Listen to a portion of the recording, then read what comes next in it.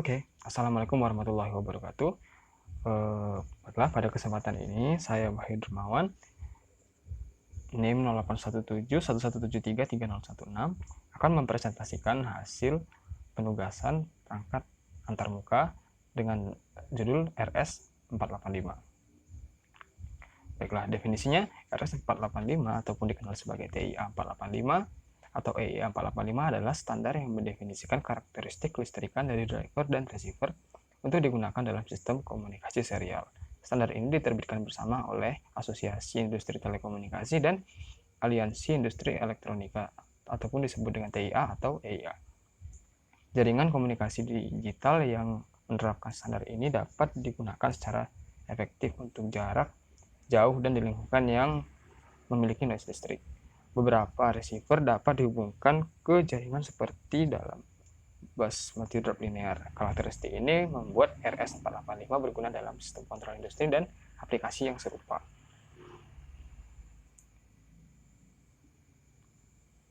Kemudian, di mana ini sering digunakan? Yang pertama, dia sering digunakan di building management system dan industrial automation system.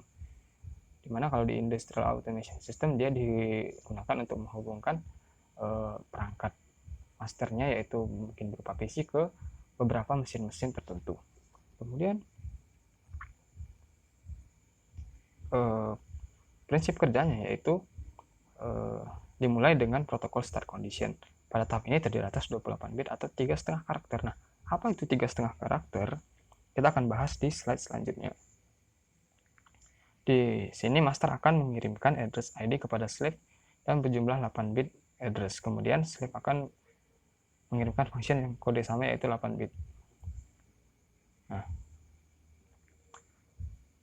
apa itu tadi yang disebut dengan 3,5 karakter, di mana pada setiap 8 bit itu setara dengan 1 karakter. Makanya kalau ada 28 bit, kalau kita konversikan menjadi 3,5 karakter.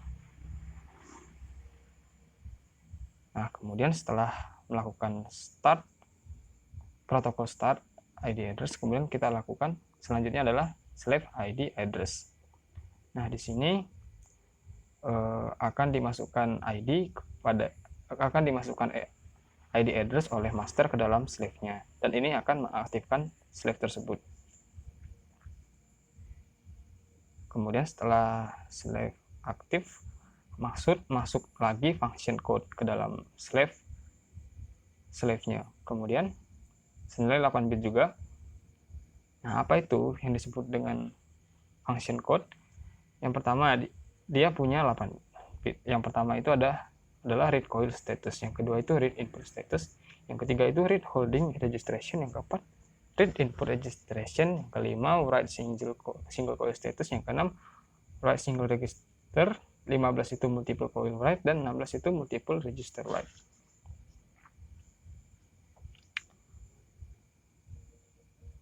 Oke, kemudian masuk ke bagian protokol data. Nilainya itu adalah n dikali 8 bit dan bisa berubah tergantung pada berapa slave-nya itu bisa mensupport jumlah data yang bisa dimasukkan. Selanjutnya ada protokol CRC sebagai error checking. Apabila terjadi kesalahan, maka dia akan menghentikan prosesnya dan terdiri atas 16 bit. Selanjutnya ada protokol stop condition senilai 28 bit. Dan bagaimana kalau diakumulasikan secara keseluruhan, kita bisa memperoleh seperti ini. Dia pertama ada start, kemudian address, ada function, data, CRC crack, kemudian n. Ya, dan jumlahnya semua itu adalah lebih dari sama dengan 3,5 karakter. Nah, begitulah prinsip kerja dari RS485 kalau digambarkan secara bagan-bagan. Kemudian, nah, bagaimana dia spesifikasi addressnya? Di sini terdapat 4 komponen, yaitu coils, discrete input, input register, dan holding register. Di mana akses untuk coil sendiri adalah read dan write. Size-nya 1 bit, address-nya di 1 sampai dengan 9999. Kemudian discrete input itu aksesnya hanya read only, size-nya 1 bit, address-nya itu 1001 sampai dengan 19.999, ada input register, read only, size-nya 16 bit, address-nya 3001 sampai dengan 39.999, dan holding register, access-nya itu bisa read dan write, size-nya itu 16 bits, dan address-nya itu 4001 sampai dengan 49.999.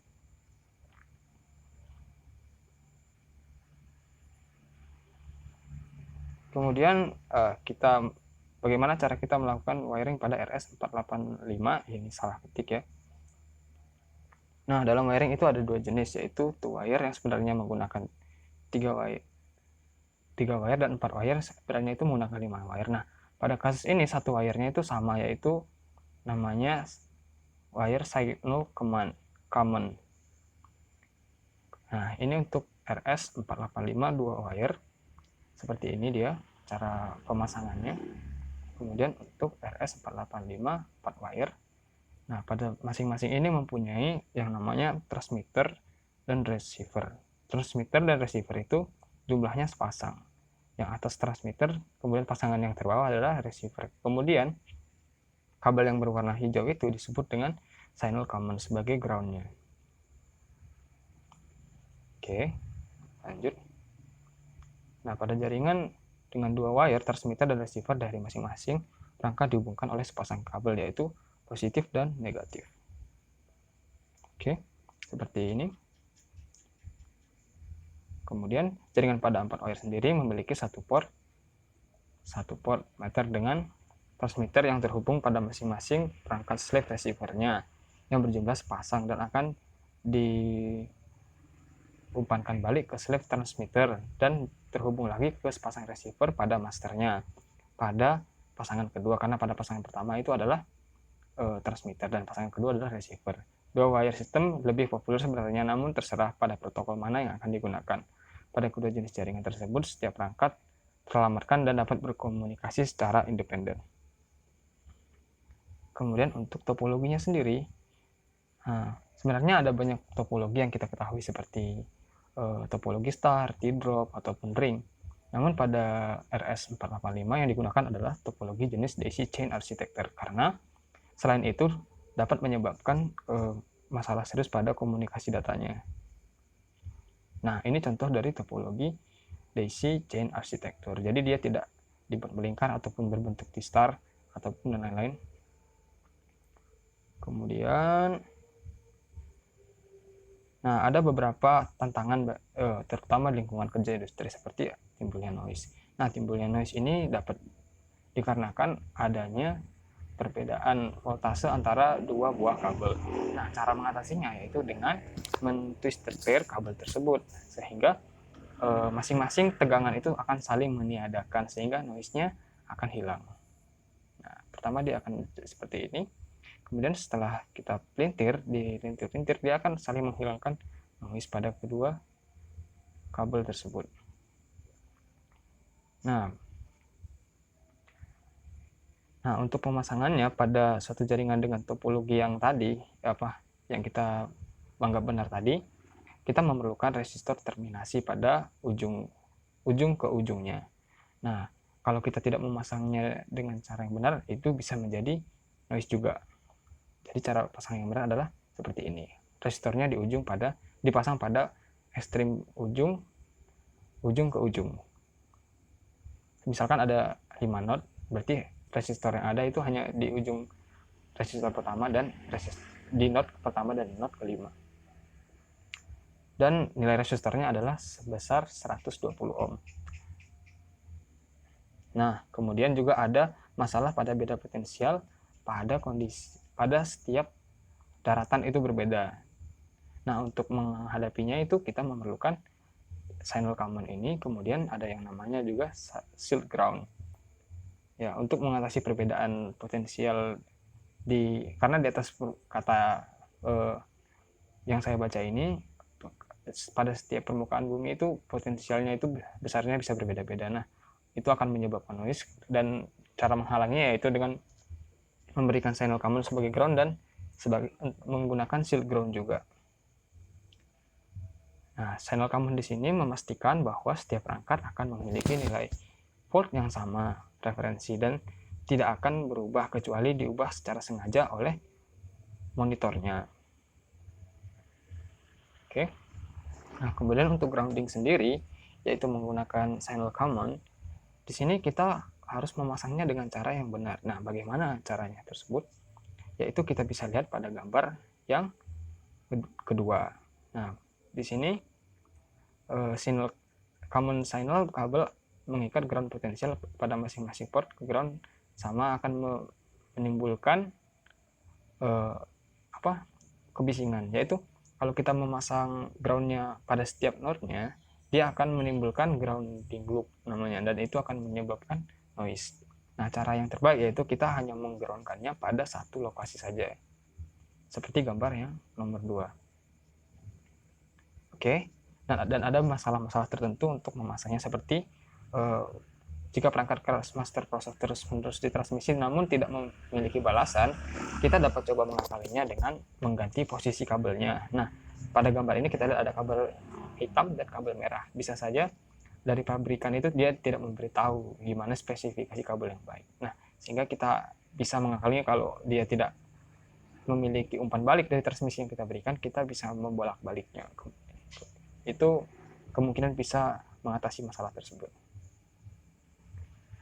Oke, untuk perangkat antarmukanya di sini menggunakan koneksi RJ45 karena kemudahan dalam menggunakan konektor modular dan ketersediaan kabel dan konektor. Sebuah antarmuka RS485 biasanya akan menggunakan pin 78 untuk 2 baris data karena mereka terdiri atas switch pair. Nah, hal ini untuk menghindari konflik dengan kedua Ethernet dan telepon analog. Grounding dapat menjadi masalah tergantung dari aplikasinya. Pengaplikasinya sering pengguna kabel terlindung CAT 5 atau 6 dapat memberikan sinyal ground yang memadai meskipun hal ini tidak dianjurkan. Oke. Kemudian untuk komunikasi portnya dia menggunakan tipe DB9 seperti kita lihat di sini. Ada pin 1 sampai 9 memiliki fungsi masing-masing. Oke, kita sudah tahu kan DB9 seperti apa. Lanjut, untuk skema antarmukanya yaitu ke DST51, rangkaiannya bisa kita seperti ini dia, dan sudah ada keterangannya masing-masing. Kalau C kapasitor, D itu dioda, JP itu header, J2 itu konektor, L itu coil, R4 itu resistor, 3 resistor dan U1 itu adalah IC. Yang digunakan adalah SN75176. Oke, keterangan pada rangkaian tersebut merupakan skema dari modul SN485, yaitu modul RS485 yang didesain kompatibel dengan modul DST51 dan telah dilengkapi dengan pembatas tegangan dan juga 2 buah dioda Zener yang terpasang pada tiap-tiap jalurnya. Kedua dioda tersebut terhubung saling berhadapan untuk membatasi tegangan berlebih dari sisi positif maupun negatif. Kemudian rangkaian RSC membentuk low pass filter yaitu sebesar 3,3 kali 10 pangkat 5 ultra S atau frekuensinya sebesar 295,19 kHz. Untuk mentransmisikan data dengan kecepatan yang lebih tinggi, maka kita perlu mengganti nilai kapasitornya juga. Nah, rangkaian RL terdiri atas R1, R2, R5, L1, L2 dibentuk untuk memberikan bias negatif maupun positif pada jalur B dan A sehingga proses pengiriman data dalam bentuk perbedaan tegangan dapat dilakukan. Selain itu, L1 dan L2 juga dapat berfungsi untuk meredam masuknya frekuensi tinggi melalui jaringan sumber daya. Konektor JP1 pada skema tersebut adalah merupakan konektor yang dibutuhkan untuk berhubungan dengan modul DST51, yaitu suatu sistem berbasis mikrokontroller AT89C51 pada bagian port serialnya. Sedangkan konektor J2 dapat digunakan untuk berhubungan dengan antarmuka RS485 yang lainnya. Nah, di sini IC yang digunakan adalah SN75176.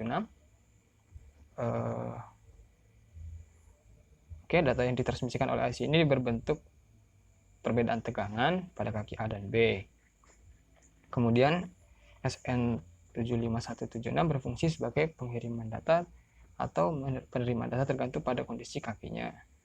Itu terdiri atas DE dan RE. DE itu adalah driver enable dan RE itu adalah receiver enable. Apabila kaki DE berlogika 0 dan RE berikan 0, maka SN75176 berfungsi sebagai penerima data. Sedangkan bila kaki DE berlogika 1 dan RE belum, maka SN berfungsi sebagai pengirim. Oke. Nah, komunikasinya bisa seperti ini. Jadi untuk RS 485 itu dia bisa satu master dapat berkomunikasi terhadap lebih dari satu slave. Bisa sampai 32 slave. Kita lihat di sini. Nah, bagaimana hubungan modul SR485 dengan modul DST51? Dapat dilakukan dengan menghubungkan kabel pita 10 antara header SN485 dan header export dari DST51, ditambahkan dengan dua kabel yang dihubungkan pada input-output DST51 tergantung program yang kita buat. Nah, di mana kedua jalur ini berfungsi untuk mengatur kondisi kaki DE dan RE. Apabila program kita buat menggunakan T0 dan T1 untuk mengatur kondisi kaki DE dan RE, maka kedua jalur ini harus dihubungkan dengan kaki T0 dan TI yang terdapat pada header control bus dari DST51. Nah, rangkaiannya sendiri terdiri atas dua, yaitu half duplex dan full duplex, tapi umumnya digunakan adalah half duplex. Nah, untuk rangkaian half duplex adalah seperti ini. Artinya kalau half duplex dia hanya dapat melakukan salah satu fungsi. Kalau dia mengirim, dia akan mengirim. Kalau dia menerima, akan menerima. Maka harus dilakukan pengaturan pada pin RE dan DE-nya. Nah, penjelasannya seperti ini. Pada IC MAX 485, kita lihat ada 8 kaki. 8 ya kakinya. Ya. Kemudian memiliki fungsi masing-masing. Kaki satu digunakan untuk penerimaan data, dihubungkan dengan pin RX-COM, R22 atau RX microcontroller. Kaki 2 RE digunakan untuk kontrol penerimaan data. Jika 0 maka siap untuk penerimaan data, jika 1 tidak bisa terima data. Kaki 3 DE digunakan untuk kontrol pengiriman data. Jika PC atau microcontroller ingin mengirim data, maka kaki ini harus diberikan logika 1. Kaki 4 digunakan untuk jalur pengiriman data. Kaki ini dihubungkan ke TX dari pin COM port RS232 atau TX microcontroller. Nah, kaki 5 dihubungkan ke ground. Kaki 6 dihubungkan dengan kaki 6 dari IC MAX 485 dan lainnya melalui kabel data dan biasanya dinamakan jalur A. Kaki 7 seperti penjelasan itu, dan kaki ke-8 dihubungkan dengan ground, artinya master akan selalu siap terima data. Nah, untuk pemrogramannya kita bisa lihat kalau kita ingin mengirimkan data di komputer lewat Visual Basic 6 bisa dilakukan dengan perintah MSCOM RT enable sama dengan false, atau sebaliknya kalau dengan data dari 2 RE ke IC MAX 485 di set ke 0 dengan baris perintah MSCOM RT1 enable sama dengan true. Nah, itu untuk yang komunikasi half duplex ya. Ini contoh rangkaiannya ya seperti ini. Nah, kalau kita membuat rangkaian seperti itu, penjelasannya adalah master pada rangkaian itu merupakan sebuah PC yang setnya adalah 2 buah microcontroller IC MAX 232 digunakan untuk berubah tegangan 12 volt port seri PC ke TTL karena tegangan dari keluaran kompor PC kita 12 volt, sedangkan MAX 485 menggunakan tegangan TTL 5 volt. Nah, cara yang lebih praktisnya itu bisa kita buat dengan convert RS232 ke RS485. Tapi dengan cara seperti ini. Port D7 sama dengan 1. Kalau di programnya jadi seperti itu, dia patcher A, kemudian port D sama dengan 0. DE dan RE sama dengan dikembalikan ke default setiap terima datanya. Nah, kalau rangkaian full duplex tidak terlalu bahas di sini karena tidak digunakan juga. Kalau full duplex sendiri itu artinya ya komunikasinya berjalan 2 arah, tidak perlu pengaturan seperti tadi yang DE sama dengan 0, RE sama dengan 0. Ini contoh rangkaian duplex. Nah, kemudian bagaimana teknik komunikasi dengan RS485 ini? Nah, kita bisa ibaratkan dia seperti orang yang sedang melakukan diskusi, dimana ketika ada pembicara akan memulai pembicaraan, semua pendengarnya akan diam terlebih dahulu. Nah, kemudian ketika satu orang ingin berbicara, maka dia harus menunggu pembicara lainnya untuk selesai berbicara, kemudian dia baru berbicara. Nah, itu juga yang dilakukan oleh RS485. Semua peralatan elektronik berada pada posisi penerima sehingga salah satu memerlukan untuk mengirimkan data. Maka peralatan tersebut akan berpindah ke mode pengirim, mengirimkan data dan kembali ke mode penerima. Setiap kali peralatan elektronik tersebut hendak mengirimkan data, maka terlebih dahulu harus diperiksa apakah jalur yang akan digunakan sebagai media pengirim data tersebut sibuk atau tidak. Apabila jalur masih sibuk, maka peralatan tersebut harus menunggu hingga jalur sepi. Flowchartnya seperti ini. Kita periksa jalur bersih atau tidak. Kalau tidak usah melakukan perintah. Kalau jalurnya bersih, kita melakukan mode pengiriman, kirim slave ID, kirim data ke slave, kemudian itulah yang dijadikan mode menerima. Nah, agar data yang dikirimkan hanya sampai ke peralatan elektronik yang dituju, misalkan ke salah satu slave, maka terlebih dahulu pengiriman tersebut diawali dengan slave ID dan dilanjutkan dengan data yang dikirimkan. Peralatan elektronik yang lain akan menerima data tersebut, namun bila data yang diterima tidak mempunyai ID yang sama dan slave ID dengan slave ID yang dikirimkan, maka peralatan tersebut harus menolak dan mengabaikan data tersebut. Nah, begini, kalau kita ingin mengirimkan spesifik ke salah satu slave, ya mungkin ke slave 1 atau slave 2 seperti itu. Nah, ini contoh pemrogramannya. Kalau kita ingin melakukannya di Arduino seperti ini, ya kita bisa lihat sendiri. Oke, kemudian ini lanjutannya. Ini merupakan pemrograman kalau kita ingin mengirimkan data karakter A ke master slave nomor 1 menggunakan komunikasi RS485. Nah, kalau kita ingin melakukan menerima data dari master oleh slave 1 menggunakan komunikasi RS485, dapat dilakukan dengan cara di bawah ini. Slave akan menunggu sampai slave ID dikirimkan benar-benar merupakan ID-nya dan mengambil data selanjutnya setelah menampilkannya di port 1. Nah, untuk pemrograman Arduino-nya bisa dilakukan seperti ini, namun dengan rangkaian yang kita tunjukkan seperti di atas tadi. Nah, kemudian untuk mode handshaking-nya di sini itu tidak menggunakan mode handshaking.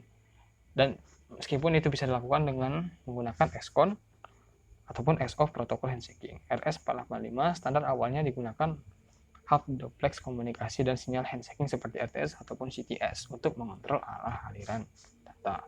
Banyak konverter USB ke serial dengan AADC ataupun Automatic Data Direction Control yang secara otomatis mengamati dan mengontrol arah data yang membuat metode sinyal handshaking ini tidak terpakai.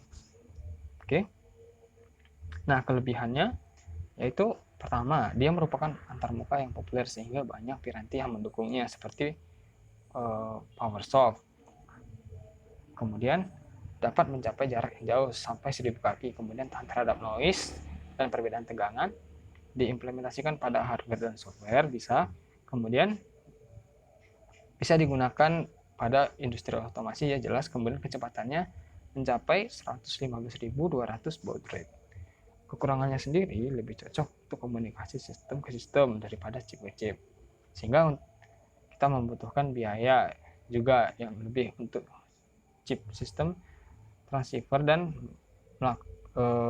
kabel twisted pair-nya tadi, dengan dan juga tambahan berupa terminating resistor. Kekurangannya itu ada beberapa tambahan yang harus kita laksanakan ketika ingin menginstalasi RS485. Nah, kelebihannya dia dibandingkan RS232 yaitu generasi sebelumnya, yaitu dia bisa menghubungkan satu master dengan 32 slave. Kecepatan datanya bisa sampai 1 MB per second. Kemudian panjang kabel data yaitu sampai 1,2 km dan menggunakan metode master slave. Nah, perbedaannya sendiri kita bisa lihat dengan jelas kalau pada level sinyal RS232 itu menggunakan minus 2 volt sampai dengan plus 2 volt untuk dan relatif terhadap sinyal ground, sedangkan RS485 menggunakan 0 sampai 5 relatif terhadap sinyal ground. Dari sistem pengkabelannya sendiri jelas berbeda ya. Kalau RS232 itu menggunakan point-to-point kabel sinyal searah, hanya ada 2 perangkat yang terhubung ke kabel 232. TX output dari perangkat pertama yang terhubung kepada RX dari perangkat kedua, dan output TX dari perangkat kedua yang dihubungkan masukkan RX dari perangkat pertama. Dalam kabel RS232, data selalu mengalir hanya dalam satu arah tiap kawat tertentu dari TX ke RX. Namun untuk RS485 menggunakan jaringan kabel sinyal linear dengan dua arah. Ada banyak perangkat, biasanya sepanjang kabel RS485. A output dari masing-masing perangkat terhubung ke A output pada setiap perangkat lain dalam kabel RS485. Data yang biasanya mengalir di kedua arah sepanjang apapun kawat tertentu. Kadang-kadang dari A perangkat pertama ke A perangkat kedua, kemudian dari A perangkat kedua ke A perangkat pertama. Jadi dia kabelnya jauh lebih banyak karena juga slave yang dia bisa tangani jauh lebih banyak juga. Kemudian ini adalah sumber yang saya gunakan untuk pembelajaran mengenai materi RS485, bisa di search juga. Kemudian saya ucapkan terima kasih atas perhatiannya.